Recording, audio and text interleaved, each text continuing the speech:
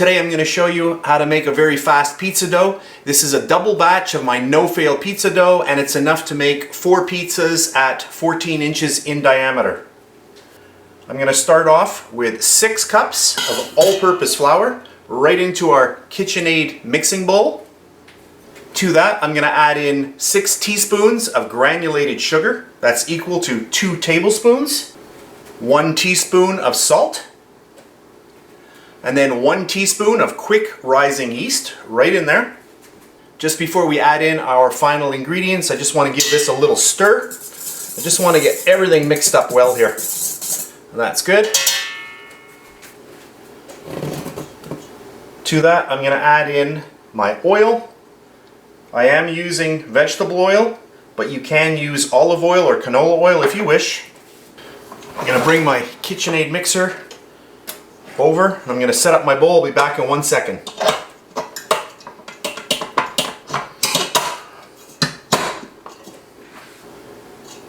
Get on the dough hook. Lock that into place. That's good. I'm going to grab my water. This water is at 120 degrees Fahrenheit. This is 2 cups of water. I'm going to pour that in there and get my mixer going on speed number 2. I'm going to lift my bowl into place, and here we go. I just want to get this all mixed up until it starts forming a dough ball. So this is about 3 minutes later. I'm just going to lift up the security cage. I've just moved my mixer over so that you can see the dough ball. It has just started to form that dough ball, and at this point now I'm going to let my mixer go speed number 2 for a full 6 minutes. So I'm going to put my timer on, 6 minutes, I'll come back, and then I'm going to show you our really nice dough.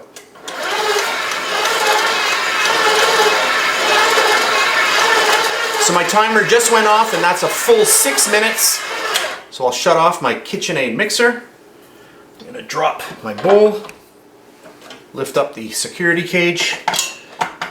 This is a brand new KitchenAid commercial mixer, by the way. I'm just going to remove the dough. Get this out and I'll show you how nice this is. I want to just show you what that looks like inside. So you just get it all into a ball and pop it out, and there we have it.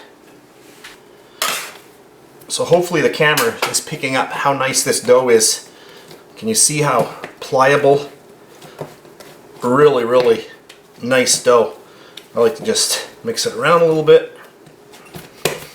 And then, once I've got this big ball here, I'm going to just by eye break this down into my 4 doughs. And if you want to make smaller pizzas, you can make 5 or 6. Really depends on what you want. I'm going to break these down. And then I'll use my kitchen scale to make all of the pizza dough balls of equal size.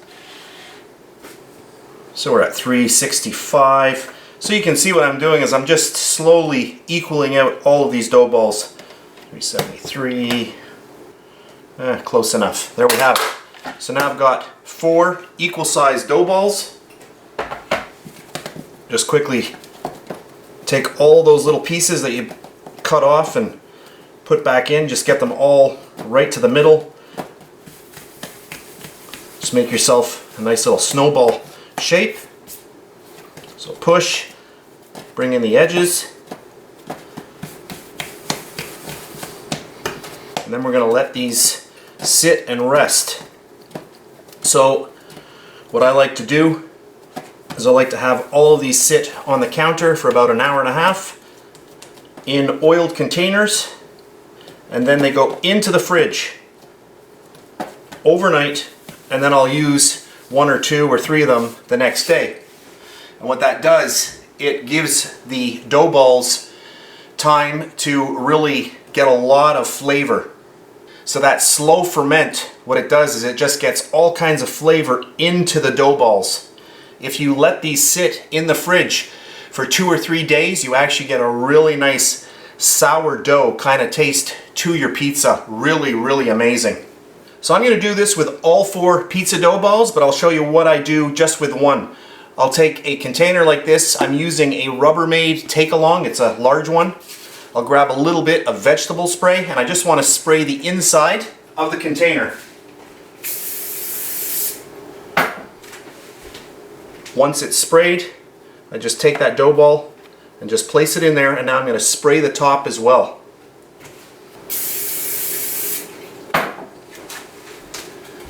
This keeps the dough ball nice and moist and allows it to expand and grow without drying out.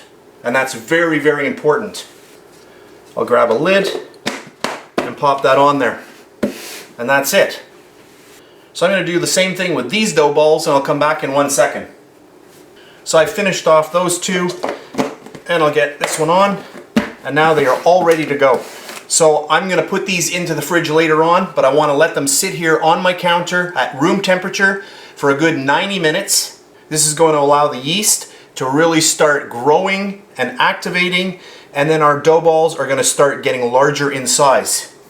And from time to time, you'll actually see your lids pop off. You'll be doing something, and all of a sudden the lid will go pop, and you'll go, "What's that?" And then you realize that it's your dough. So all you need to do is just take your hand and just push the dough back down, and then put the lid on, and then you can just pop those into the fridge for the next day.